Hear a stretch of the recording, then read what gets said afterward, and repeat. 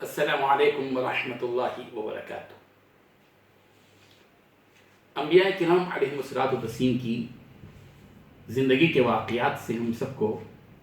بہت سے اسباق ملتے ہیں۔ حضرت موسیٰ علیہ السلام، ان کے ہاتھ سے ایک قبطی کا قتل ہوتا ہے۔ وہ قتل کے ارادے سے نہیں، بلکہ چونکہ فرعون کے خاندان کا ایک فرد قبطی ایک اسرائیلی پر ظلم کر رہا تھا،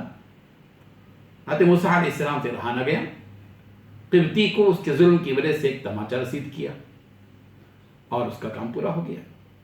حضرت موسیٰ علیہ السلام نے اللہ تعالیٰ سے اس سلسلے میں معافی مانگی۔ حضرت موسیٰ علیہ السلام کی گرفتاری کا گویا وارنٹ جاری ہوا، چرچے ہو گئے۔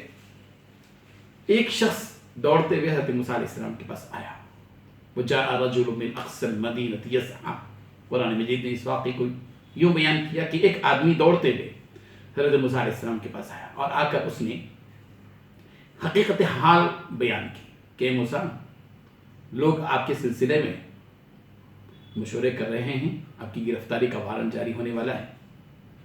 آپ کو گرفتار کیا جا سکتا ہے، اس لیے آپ یہاں سے چلے جائیں، اس شہر کو چھوڑ کر چلے جائیں۔ چنانچہ حضرت موسیٰ علیہ السلام مصر سے چلے گئے، مدین کی طرف گئے۔ یہاں ایک سبق ہم سب کو ملتا ہے، وہ سبق یہ ہے کہ جب کسی کے خلاف کوئی سازش ہو رہی ہو، کسی کے قتل کی سازش ہو رہی ہو، اور ہم کو اس بات کا علم ہو جائے کہ فلاں شخص کے قتل کی سازش ہو رہی ہے، تو پھر ہماری ذمہ داری کیا ہے اس آیت کی روشنی میں، اس واقعے کی روشنی میں؟ وہ یہ ہے کہ ہم جس مظلوم آدمی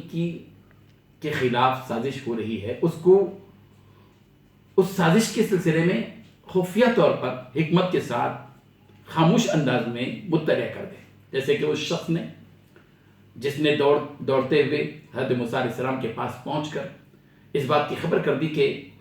لوگ آپ کے سلسلے میں مشورے کر رہے ہیں اور آپ کے قتل کی سازش ہو رہی ہے۔ یہ واقعہ بتاتا ہے ہمارے سماج کے لیے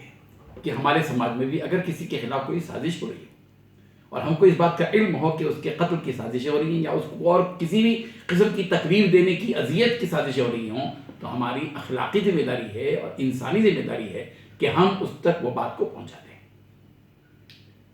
یہ واقعات، اس قسم کے واقعات قرآن میں ایک اور بات اس واقعے سے ہم کو ملتی ہے کہ جس شخص نے حضرت موسیٰ علیہ السلام کے زمانے میں حضرت موسیٰ علیہ السلام کی جان کو بچانے کے لیے وقت لگایا، دوڑتے ہوئے آیا، حضرت موسیٰ علیہ السلام کو اطلاع دی، اللہ تبارک و تعالیٰ کو اس شخص کا وہ جملہ اتنا پیارا لگا کہ اس نے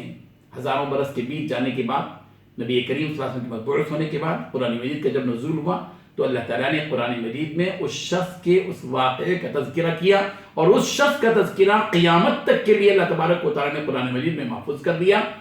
تو اس کا مطلب یہ ہوا کہ جو کوئی دوسروں کی جان کو بچاتا ہے، اللہ تعالیٰ کو اس کا وہ عمل، اس کا وہ قول اتنا پیارا لگتا ہے کہ اللہ تعالیٰ اپنی کتاب میں اس کے اس جملے کو اور اس شخصیت کو محفوظ کرتے ہیں۔ آج بھی اس بات کی ضرورت ہے کہ اگر کسی کے خلاف کوئی سازش ہو تو ہم اس سلسلے میں اس کو مطلع کر دیں تاکہ وہ محفوظ ہو جائے۔ اللہ تعالیٰ عمل کی توفیق عطا فرمائے۔